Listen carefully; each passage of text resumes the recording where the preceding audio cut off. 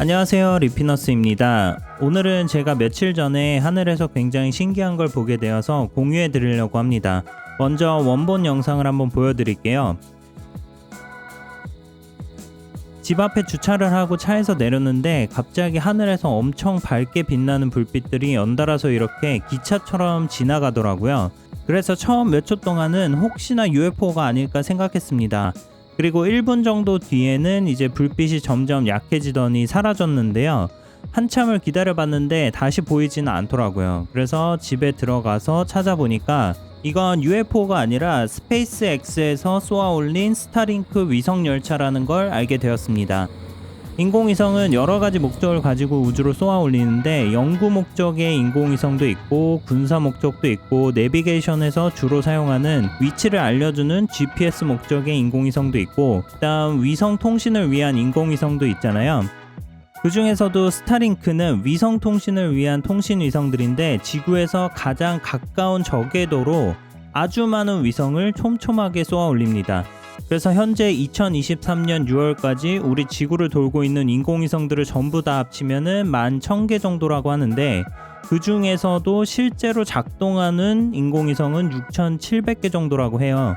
그 중에 6,700개 중에 통신을 위한 인공위성이 전체 인공위성의 70%가 되는데 대부분이 스타링크입니다. 스페이스X는 2019년에 처음 스타링크 위성을 발사를 해서 지금까지 약 5,000개에 달하는 인공위성을 하늘로 쏘아 올렸다고 하는데요. 스타링크는 이미 12,000개의 위성을 발사하는 것을 허가를 받았고 추가로 3만 개의 위성을 더 발사하려고 요청을 했다고 합니다. 그러면 총 42,000개의 스타링크 위성이 지구를 아마 이렇게 감싸게 될 것 같아요. 스페이스X는 지금도 팔콘 9을 이용해서 굉장히 공격적으로 위성을 발사하고 있습니다. 해마다도 아니고 한 달에 250개가 넘는 스타링크 위성을 쏘아 올리는데 하나의 로켓에 여러 개의 인공위성을 이런 식으로 같이 발사를 합니다.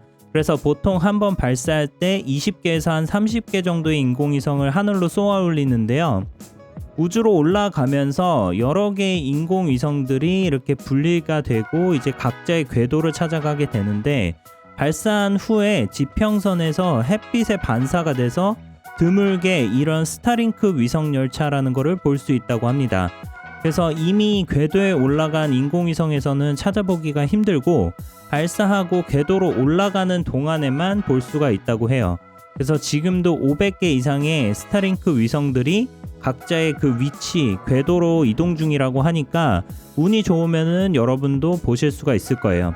발사하는 시간에 따라서 미국뿐 아니라 다른 나라에서도 볼 수 있는 것 같습니다.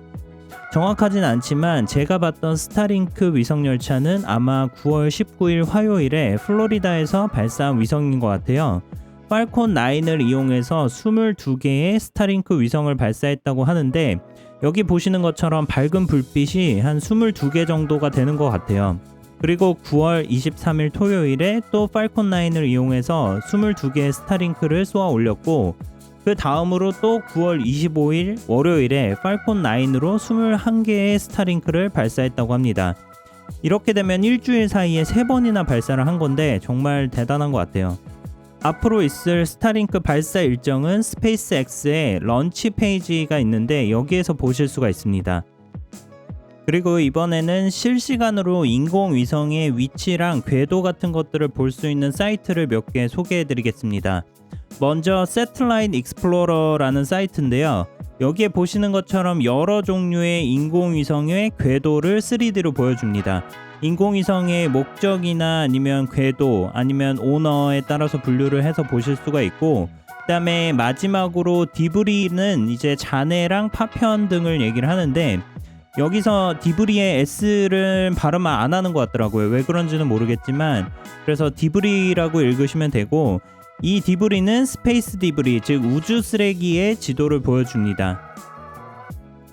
목적에 따라서 분류한 곳에 들어가 보시면 로컬라이제이션 그 밑에 커뮤니케이션이 있는데 통신 위성들의 궤도를 파란색으로 보여줍니다. 세분화된 걸 보시면 스타링크, 원웹, 이리디움 그리고 글로벌스타가 대표적인 통신 위성들이고요. 그 중에서도 한눈에 구별이 될 정도로 스타링크가 위성이 가장 많고 궤도도 지구와 가장 가깝죠.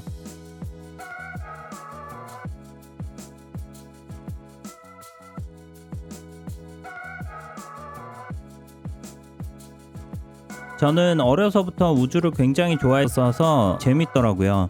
로그인도 따로 필요가 없으니까 한 번쯤 들어가서 구경해 보시면 좋을 것 같습니다.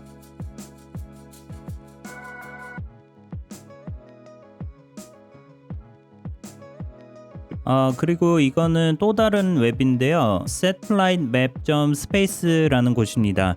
여기서는 세 가지를 볼 수가 있고요. 스타링크들, 그 다음에 원웹, 그 다음에 GPS를 볼 수가 있습니다.